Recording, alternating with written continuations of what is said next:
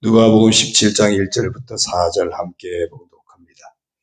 예수께서 제자들에게 이르시되 실족하게 하는 것이 없을 수는 없으나 그렇게 하게 하는 자에게는 화로다. 그가 이 작은 자 중에 하나를 실족하게 할진대 차라리 연자맷돌이 그 목에 매어 바다에 던져지는 것이 나으리라. 너희는 스스로 조심하라.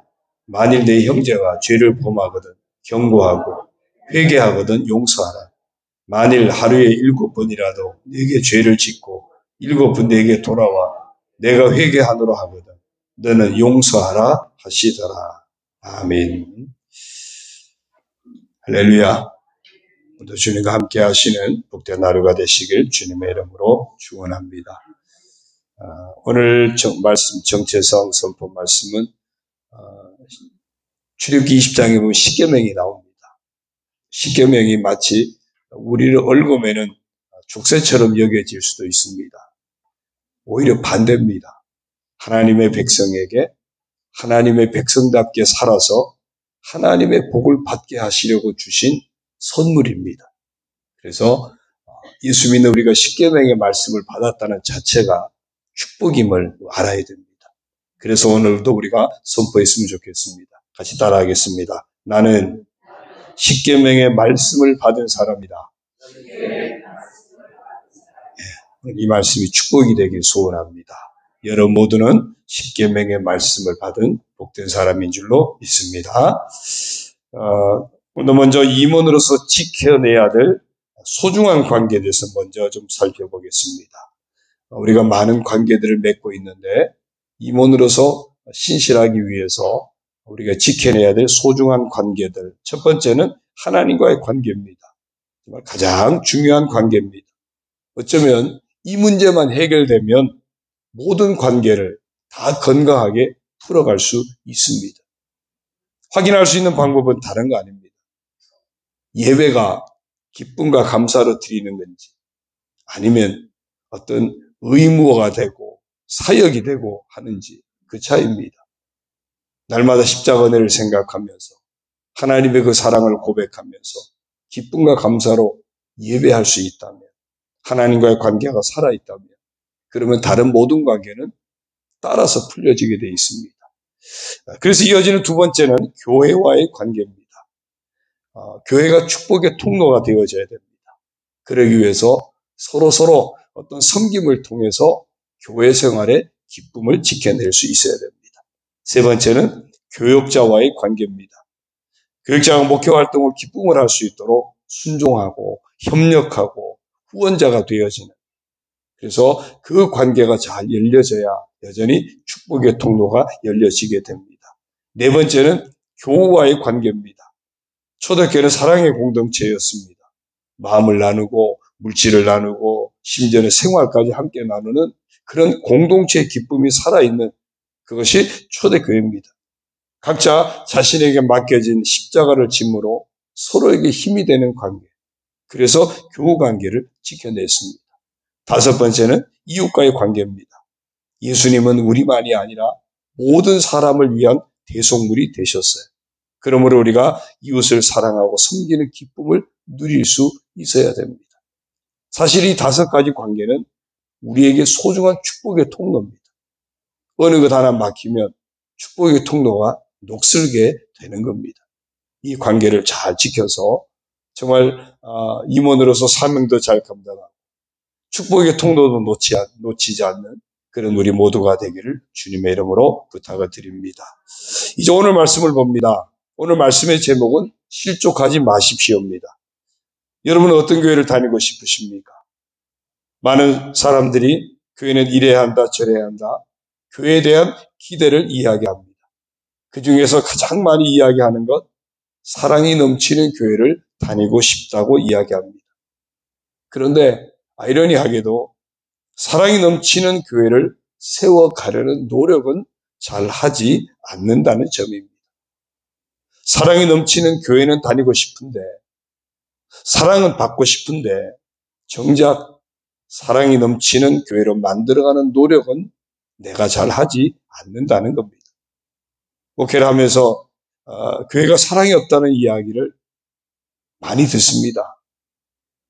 그러니까 아마 모든 교회, 모든 교인들의 어떤 그런 푸념인 것 같습니다. 심지어는 교회를 오래 다닌 분들도 그런 이야기들을 합니다. 우리 모두가 사랑을 받고 싶어 하기 때문일 겁니다. 목회자는 저도 예외는 아니겠죠. 아마 당연한 마음일 겁니다. 하지만 주님의 교회를 섬기면서 교회의 구성원이 성도를 섬기는 우리에게 가장 중요한 마음이 무엇이겠습니까? 우리가 사랑받기를 원하지만 반대로 생각해 보면 사랑이 넘치는 교회로 세워가기 위해서 얼마나 내가 먼저 사랑을 실천하는 성도인지 돌아보는 것이 중요하지 않겠습니까?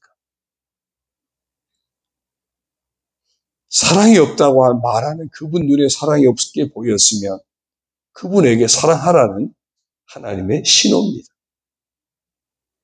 우리가 서로 사랑이 넘치는 교회를 세워가는 것을 목표로 삼는다면 바로 나로부터 시작해서 서로 사랑하고 사랑받을 때 풍성한 사랑의 교회가 넘치는 교회가 될 수 있지 않겠습니까? 그럼 누가 먼저 사랑을 실천할 수 있을까요? 내가 먼저 영적으로 건강한 교인이 되면 사랑을 실천할 수 있습니다. 어떤 교인이 건강한 교인입니까? 내 실상을 아는 사람이에요. 죄와 허물로 죽었던 인생인데 예수님이 십자가 구속의 은혜와 사랑으로 구원받았다고 하는 그 은혜를 잊지 않는 것. 그 은혜를 놓치지 않아야 됩니다.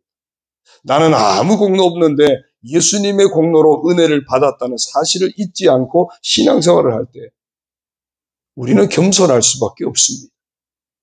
그럼 낮아질 수밖에 없습니다. 그러면 건강한 교인이 될 수 있습니다. 목회하다 보면 교인들이 정말 알면서도 사탄에게 이용당하는 경우가 많이 있는 것을 보게 됩니다. 사탄이 사용하는 가장 치명적이고 간교한 덫이 한 가지가 있습니다. 그 덫이 뭘까요? 교인들의 관계를 분열시키는 겁니다. 그 틈을 더욱 벌어지게 만드는 겁니다. 어떤 마음의 상처 때문에 때로는 어떤 모욕감을 당했다고 그래서 어떤 상한 감정을 품게 되고 이런 것들이 서로 실족하게 하는 덫입니다. 많은 사람들이 살면서 겪게 되는 이런 상처와 고통 때문에 자신들의 사명도 잘 감당하지 못하게 됩니다. 그런데 상처를 입히는 사람 대다수가 교회에서 함께 생활하는 믿는 사람들이라는 거죠. 그래서 우리를 더 힘들게 만드는 겁니다. 욥이 큰 고난 당했을 때 처음에는 위로하는 듯 했던 친구들이 갈수록 그를 더 힘들게 하지 않습니까? 오히려 그를 공격합니다. 죄가 있으니 벌 받는 거 당연한 거 아니냐고. 그래서 위로가 아니라 더 고통스럽게 했습니다. 나에게 상처를 주는 사람이 내 옆에 같이 앉아서 찬양하는 사람일 수도 있습니다. 집에서 한 이불을 덮고 옆에서 같이 잠이 드는 사람일 수도 있습니다. 가까운 관계일수록 그 상처는 더 모질고 더 독합니다. 그만큼 배신감이 느껴지기 때문입니다.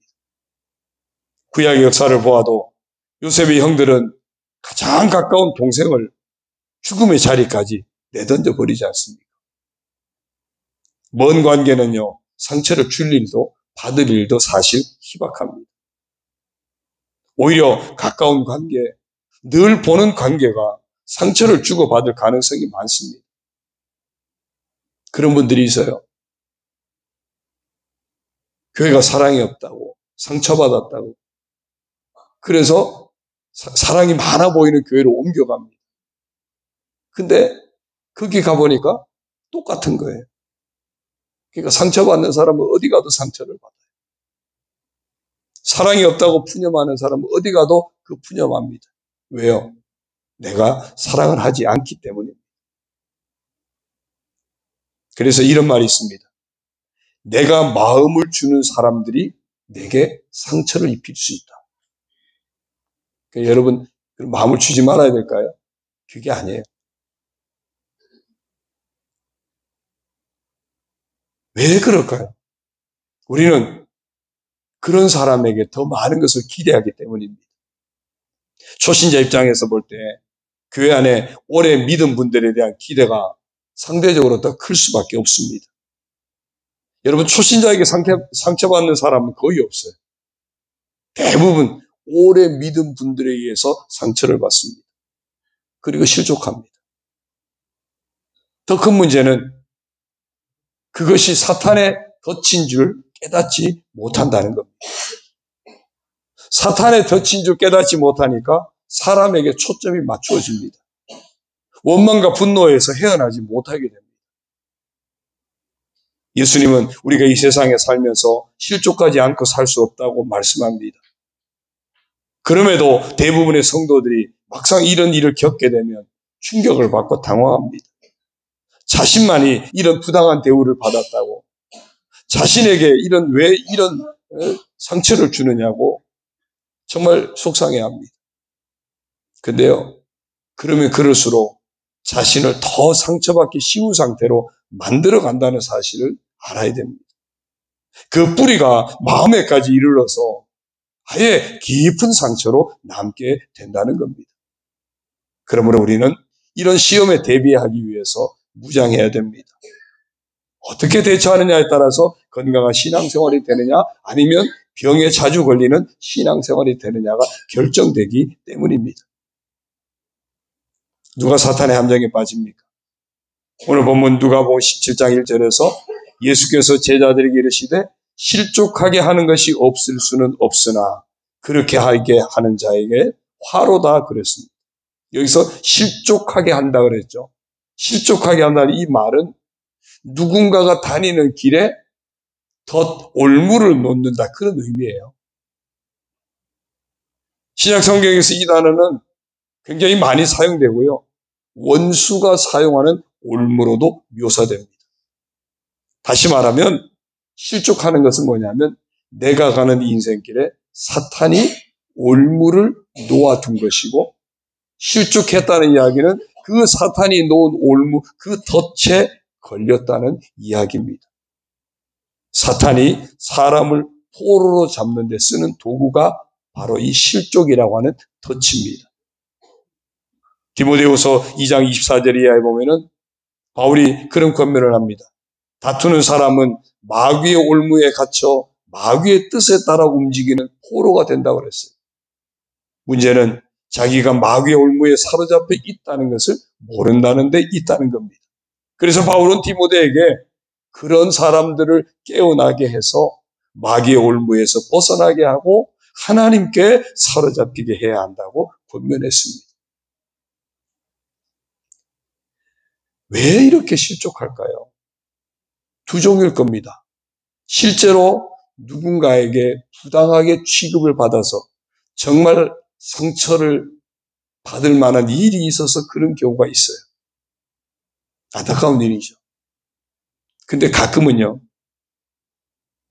스스로 상처받는 사람들이 있습니다. 스스로 부당하게 취급을 받았다고 느끼는 사람이에요. 아주 그렇게 굳건하게 믿는 사람들이 있습니다. 어쩌면 요즘 사회를 혼란하게 만든 원인 중에 하나가 가짜뉴스거든요. 가짜뉴스에 빠져서 그게 확실하게 믿는 사람들이 있습니다. 그러다 보니 다른 게 안 보이니까, 그래서 진영이 갈라지고 서로 화합이 안 되고 타협이 없는 거예요. 너무나도 확실하게 믿고 있기 때문에 그렇습니다. 그런데 사탄은요, 이 두 가지를 다 덫으로 이용한다는 겁니다. 그래서 진짜 상처받을 일이 있는 사람은 그 상처 때문에, 때로는 상처가 준 사람이 없는데 본인만 상처를 받아서 그렇게 굳건하게 믿고 스스로 넘어지는, 둘 다 사탄이 파는 덫입니다. 그래서 사탄이 이용하는 덫이 뭔지 아세요? 눈치채지 못하도록 우리의 자존심이라는 것으로 위장하게 만듭니다. 자존심이 뭘까요? 사실 자기 자신을 보지 못하게 하는 사탄의 교묘한 전략입니다. 자존심 어쩌면 중요하죠. 자아 중요합니다. 자기를 지키는 것 같아요. 그래서 내 마지막 자존심이라 뭐 이런 얘기하지 않습니까?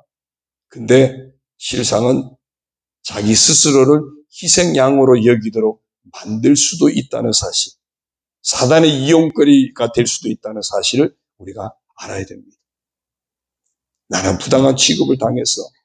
그러니까 내가 이렇게 행동하고 이렇게 말하고 이렇게 생각하는 것은 너무 당연한 거야. 자신을 결백하고 부당한 대우를 받았다고 너무나도 굳건하게 믿고 있기 때문에 용서하려는 마음도 들지 않는 겁니다. 사탄이 정말 자주 이용하는 그런 알고서도 당하는 터치라고 하는 것을 우리가 잊지 말아야 됩니다. 더 이상 알면서 당하지 말아야 됩니다. 사탄이 주는 감정에 속지 말아야 되고 사탄이 위장해서 세우려고 하는 자존심에도 넘어가지 말아야 됩니다. 오늘 3, 4절의 말씀에서처럼 회개와 용서의 기회로 승화시켜야 됩니다. 사랑하는 성도 여러분, 봉사하다가 교제하다가 우리가 많이 넘어지죠. 그럴 수 있습니다. 그러나 이제는 그때마다 나를 십자가의 군병으로 더 성숙한 그리스도인으로 더 강해지라고 하는 주님의 신호로 받으시기를 바랍니다. 그러면 더 큰 축복이 우리를 기다리고 있는 겁니다. 이사야 48장 10절에 보면 보라 내가 너를 연단하였으나 은처럼 하지 아니하고 너를 고난의 풀무불에서 택하였노라 했습니다. 베드로전서 1장 6절 7절은 그러므로 너희가 이제 여러 가지 시험으로 말미암아 잠깐 근심하게 되지 않을 수 없으나 오히려 크게 기뻐하는도다. 너희 믿음의 확실함은 불로 연단하여도 없어질 금보다 더 귀하여 예수 그리스도께서 나타나실 때 칭찬과 영광과 존귀를 얻게 할 것이니라. 사명 감당하다 힘이 드십니까? 낙심하셨습니까? 혹 실족하셨습니까? 힘이 나지 않습니까? 그럴 수 있습니다. 그러나 그것을 결론 삼지 마십시오. 내일의 축복을 바라보시길 바랍니다. 지금의 연단, 지금의 시험은 더 큰 축복으로 가는 또 하나의 문이고 또 하나의 과정이라는 사실을 늘 믿으시기 바랍니다. 그래야 사탄의 덫에 걸려들지 않습니다. 그래서 오늘 말씀에서처럼 실족하게 하는 실수를 범하지 않기 위해서 더 겸손히 하나님 앞에서 늘 기도하고 늘 자신을 돌아보고 영적으로 늘 깨어 있어야 할 겁니다. 실족하게 하는 자가 되어서도 안 되지만 실족해서도 안 됩니다. 그럼에도 실족하게 하는 일들이 우리에게는 많이 일어납니다. 실족하게 하는 경우도 있습니다. 실족할 수도 있습니다. 그러나 이것이 극복되지 못한다면 신앙생활에 어마어마한 방해가 됩니다. 기도 생활을 무너지게 만듭니다. 건강한 공동체 교회를 무너지게 만듭니다. 그러므로 누군가가 나를 힘들게 할 때, 나도 누군가에게 이렇게 힘들게 했을 수도 있겠다. 나를 돌아보는 기회로 승화시켜야 됩니다.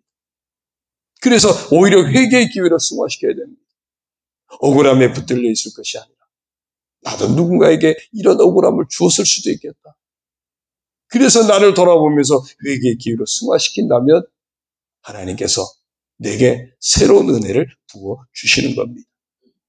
그런 나에게 용서가 필요하듯이 나도 용서의 기회로 승화시킬 때 우리가 사탄의 덫에 걸리지 않게 되는 겁니다. 누군가를 실족하게 하는 일이 없도록 더 겸손히 하나님을 의지하고 그 사랑을 붙들고 우리 자신을 돌아보면서 영적으로 깨어 있어야 할 것입니다. 사랑하는 성도 여러분, 아무도 실족하거나 또는 실족하게 하는 일이 없도록 믿음으로, 사랑으로, 소망으로 이 모든 것을 이겨내는 복된 성도가 되셔서 우리 교회를 건강한 교회로 함께 만들어갈 수 있기를 주님의 이름으로 축원합니다. 실족하지 마십시다. 오늘의 퀴즈입니다. 임원이 지켜내야 될 소중한 5가지 관계, 축복의 통로라 그랬죠. 그 5가지, 그리고 말씀 가운데 사탄의 함정이라는 것은 눈치채지 못하도록 우리 자신을 위장하게 하는 것이 있다고 했습니다. 그것이 무엇입니까? 이제 중보기도 하시고 이제 함께 기도하겠습니다. 중보기도면 이제 두고 가셨는데 가지고 다니시면 좋겠습니다. 안 가지고 오신 분 뒤에 준비되어 있고요. 다 가지고 계시죠? 네.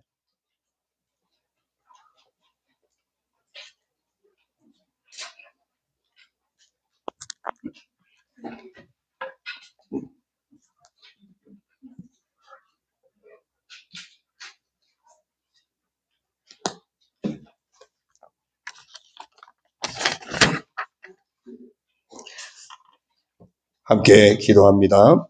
할렐루야, 감사합니다. 예수님의 보혈로 정결케 하시고 새롭게 하시니 감사합니다. 예수님의 보혈의 은총을 힘입어 하나님 아버지 앞에 기도하게 하시니 감사합니다. 사랑으로 서로를 품고 중보하며 기도하는 중에 응답의 은총과 교제의 은총을 베푸심을 믿고 감사드립니다.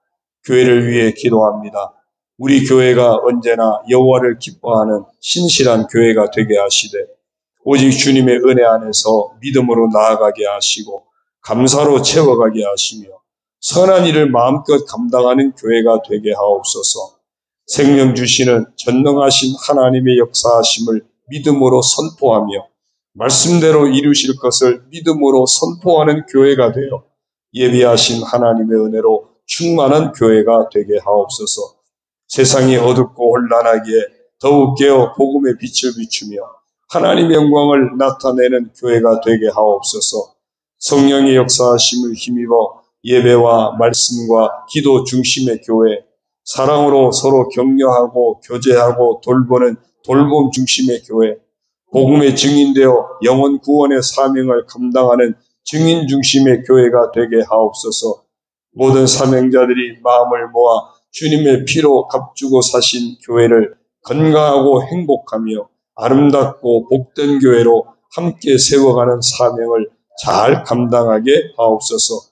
임원들이 주님의 몸된 교회 부흥을 위해 앞장서게 하시며 마음껏 하나님 앞에 쓰임받을 수 있도록 성령의 충만한 능력으로 붙들어 주시며 감당할 수 있는 믿음을 더하여 주시며 영육의 건강의 복과 가정의 복과 물질의 복도 허락하여 주옵소서. 아동부와 학생부, 청년부 등 다음 세대의 부흥을 주옵소서. 다음 세대가 준비되므로 아름답고 튼튼하게 세워져가는 건강한 교회가 되게 하옵소서. 이 소중한 사역에 부름받아 신실함으로 순종하는 교사들에게 합당한 은혜와 복으로 채워 주옵소서.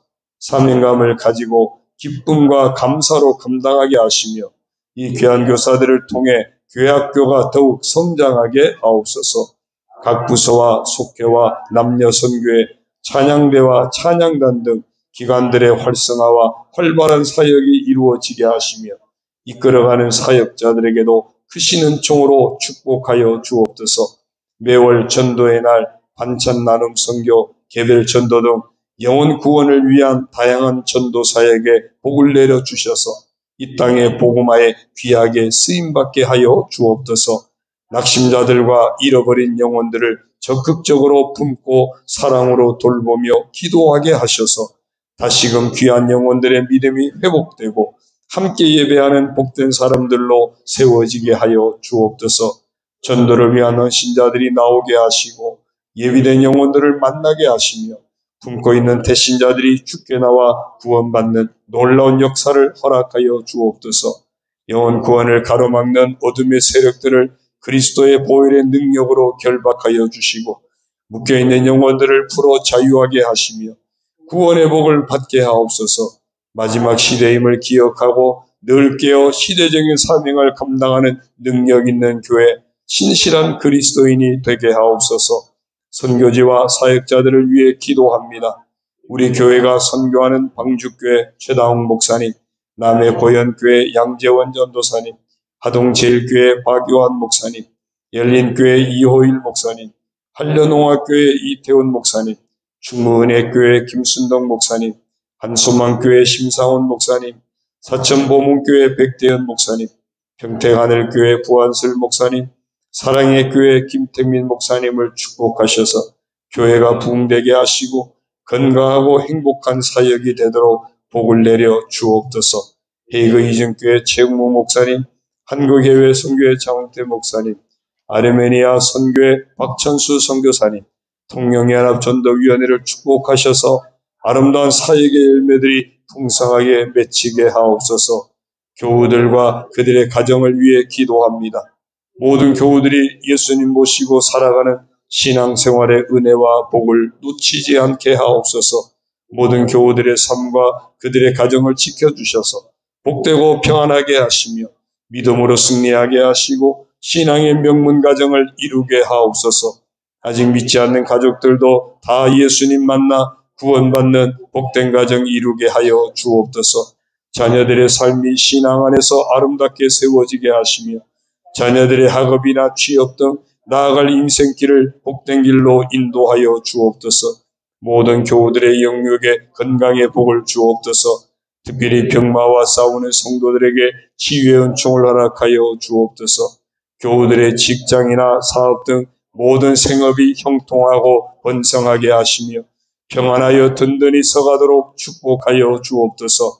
믿음의 가정들이 바른 믿음을 가지고 승리하는 삶을 살아가게 하시며 세상에 선한 영향력을 끼치며 축복의 통로가 되어 하나님의 영광을 더욱 나타내게 하옵소서. 우리가 살고 있는 통영과 이 땅의 교회와 나라와 민족과 세계 평화를 위해 기도합니다. 아름다운 통영, 살기 좋은 통영, 영원히 살아나고 교회가 아름답게 세워지는 부흥의 도시 통영이 되게 하옵소서. 경제가 회복되게 하시며 청년들이 정착하며 살아갈 수 있는 건강하고 희망이 있는 도시가 되게 하옵소서. 어둠의 세력들을 꺾어주시며 밝고 건강한 사회가 이루어지게 하옵소서. 이 땅의 교회들을 축복하셔서 세상을 향해 빛과 소금의 사명을 잘 감당하며 선한 영향력을 끼치는 교회, 희망을 주는 교회로 다시 일어서게 하옵소서. 이 나라와 민족을 축복하여 주옵소서. 공의와 정직함이 실현되게 하시고 참된 평화를 이루는 나라가 되게 하옵소서. 혼란하고 부패한 정치 상황, 타락하고 병든 사회의 아픔을 치유하여 주옵소서. 무너진 도덕, 잘못된 가치관들을 복음의 진리로 회복시켜 주옵소서. 대통령을 위시한 각계각층의 지도자들이 공의와 정직을 바탕으로 본분을 다하는 가운데 국가와 국민을 위해 진정으로 헌신 봉사할 수 있어서 신뢰가 회복되는 사회, 서로 포용하는 사회가 되게 하옵소서. 남북의 분단과 극단을 달리는 이념 논쟁이나 지역주의 같은 온갖 갈등이 십자가의 복음으로 치유되게 하시고 그리스도 안에서의 참된 평화와 통일을 이루는 민족이 되게 하옵소서. 북한의 고통받는 우리 형제들을 지켜주시고 하루속히 고통의 터널에서 벗어날 길을 열어주옵소서. 악화되는 남북의 긴장관계가 해소되게 하시고 더 이상은 전쟁이 없게 하시며 남북이 함께 평화의 길로 나아가게 하옵소서. 핵의 위협에서 벗어나게 하시며 한반도의 안전과 평화를 허락하여 주옵소서. 전염병과 전쟁과 지진과 기근으로 인해 고통하는 세계 열방을 치유하여 주옵소서. 지구촌의 이웃이 서로 돌아보며 함께 위기를 극복해낼 수 있는 지혜를 구하게 하옵소서. 창조 질서와 생태계 파괴로 인한 당면한 기후위기나 빈곤의 문제도 함께 슬기를 모아 극복해 나가게 하시며 세계 평화를 위협하는 요소들을 함께 지혜를 모아 풀어갈 수 있게 하여 주옵소서. 이 땅의 그리스도인들이 이 모든 갈등의 원인 제공자가 되지 않게 하시고 반대로 이 모든 일을 해결하는 데 있어 앞장서서 희생하고 헌신함으로 감당하게 하옵소서. 저희가 먼저 쓰임받게 하옵소서. 우리 함께 부르시죠. 통성으로 기도하시다 돌아가시겠습니다. 주여 할렐루야. 하나님 아버지 감사합니다. 아버지 하나님 저희들 사랑하시고 축복하시고 오늘도 인도하여 주시니 감사합니다. 아버지 하나님 함께 기도하게 하시니 감사합니다. 함께 말씀을 받고 품게 하여 주시니 감사합니다. 오 하나님 아버지